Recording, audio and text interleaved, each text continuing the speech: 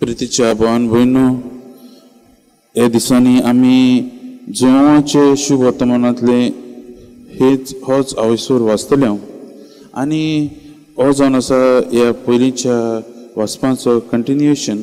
म्हणजे हे आतां संवाद जाता तो जेजू मदीं आनी ह्या लोकां मदीं.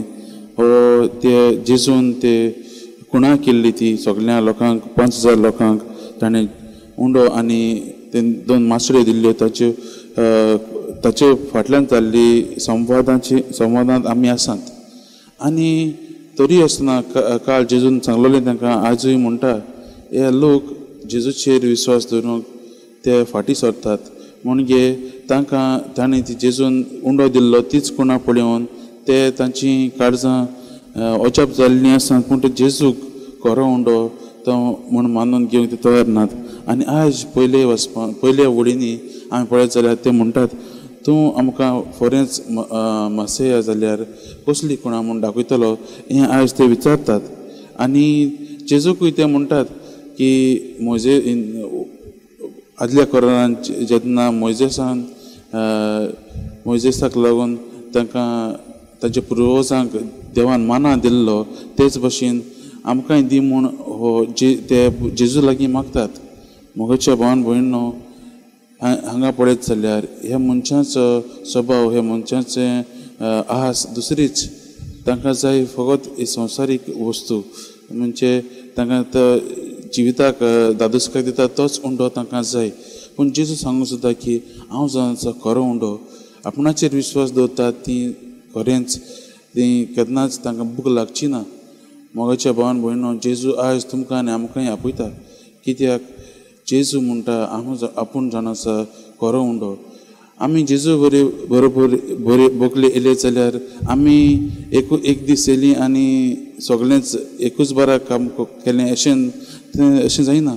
पूण आमी जाता ते भाशेन सदांच जेजू बरोबर रावंक गरजेचें आनी हेंच आमकां जेजू करूंक आपयता. आनी आमी आयज पळयत जाल्यार पयल्या वाचपांनी आमकां दिसून येता स्तेवांव तो जेजूच्या कुरपेन भरलेलो, जेजूचे मोहिमेन तो भरलेलो आनी तो जुदेवांक लागीं उलोवंक तो भिना. तो जाणा तो जुदेवांक जायतो राग येता की जेन्ना तो तांचेर म्हणटा की तांणी जेजूक मारला अशें म्हणटा तेन्ना ते तांकां राग येता. आनी तो भिना आसतना देवाचेच कुरपेन तो मुखार वेता. आयज पळयत जाल्यार आयज तो जेन्ना तांकां जुदेवांक सांगता तेन्ना ताका जेजूची महिमा दिसून येता आनी जेजू बापा लागीं बसून आसा तो दिसून येता. मोगाच्या भावान भयणो, ताणें जेजूक खरो उंडो मानून घेतलेलो आनी ह्याच हाचेरूच ताचें आख्खें बळ आसलेलें. मोगाच्या भावान भयणो, आमी जावन आसा जेजूची पाटलावदारां आनी आमकांय जेजून आमच्या जिविता वरवीं आपणाक दुसऱ्यांक दिवंक आपयल्लो आसा.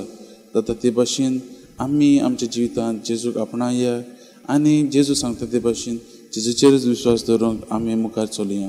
हीच कृपा आमी आयज ह्या दिसान ह्या मिसान नियाळ करता आसतना आयज आमी केन्ना मागण्यांत बसतात तेन्ना आमी हीच कृपा मागुया की जेजून आमचो बोवार्थ गोट करूंक, आमचो मोग ताचेर गोट करूंक आनी आमच्या कोन्यांनी आनी उतरांनी आमी हो मोग दुसऱ्यांक परगोट करूंक देवा लागीं हीच कृपा आमी मागुया.